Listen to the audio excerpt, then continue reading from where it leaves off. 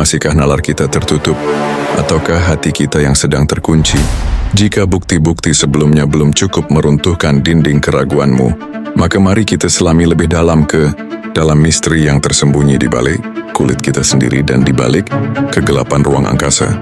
Bayangkan sekali lagi seorang Muhammad SAW yang tidak memiliki mikroskop elektron maupun teleskop Hubble berdiri di tengah padang pasir dan menyatakan dengan lantang bahwa manusia diciptakan dari sesuatu yang melekat seperti lintah. Alakah selama berabad-abad dunia kedokteran hanya bisa menebak-nebak tentang asal-usul kehidupan. Namun pada tahun 1980-an, seorang profesor anatomi terkemuka dunia, Keith L. Moore, terperangah saat mengamati embrio manusia pada tahap awal melalui mikroskop canggih. Ia menemukan bahwa pada usia 24 hari, embrio manusia secara fisik benar-benar menyerupai bentuk lintah, bukan hanya bentuknya, tapi ia juga menghisap darah dari ibunya demi bertahan hidup. Bagaimana mungkin seorang yang hidup di abad ke-7 bisa mendeskripsikan anatomi mikroskopis dengan ketepatan yang bahkan membuat para ahli medis modern gemetar? Lalu arahkan pandanganmu ke ujung jari-jarimu sendiri. Mengapa Allah dalam surah Al-Qiyamah secara spesifik menantang orang-orang yang meragukan hari kebangkitan dengan mengatakan bahwa Dia mampu menyusun kembali ujung-ujung jari mereka dengan sempurna? Di masa lalu, orang menganggap ujung jari hanyalah bagian tubuh biasa. Namun rahasia besar ini baru terungkap pada tahun 1840 oleh Sir Francis Galton.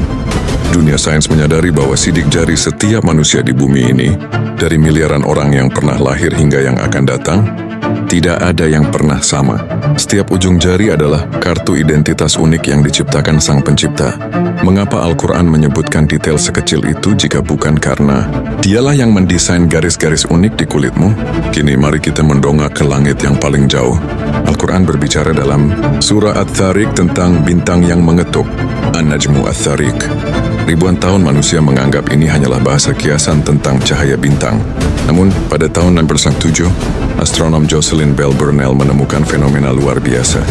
Bintang pulsar. Ini adalah bintang mati yang berotasi sangat cepat dan memancarkan gelombang radio dalam denyut yang teratur, yang jika dikonversi menjadi suara, terdengar persis seperti suara ketukan pintu yang keras dan berulang-ulang di tengah kesunyian ruang angkasa.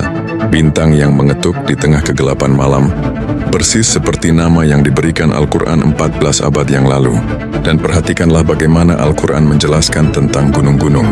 Di saat manusia menganggap gunung hanyalah gundukan tanah di atas permukaan bumi, surah An-Naba menyebut gunung sebagai pasak, autad. Ilmu geologi modern melalui teori isostasi yang dikembangkan oleh George Airy membuktikan bahwa gunung memiliki akar yang tertanam sangat dalam ke dalam kerak bumi, jauh lebih dalam daripada bagian yang terlihat di permukaan.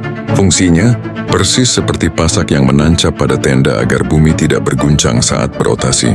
Sebuah fakta geofisika yang mustahil diketahui oleh seorang pengembala domba di Mekah tanpa wahyu dari pemilik bumi ini. Lihatlah semua ini. Setiap sel dalam tubuhmu, setiap bintang di langit, dan setiap lapisan bumi adalah saksi yang tak terbantahkan.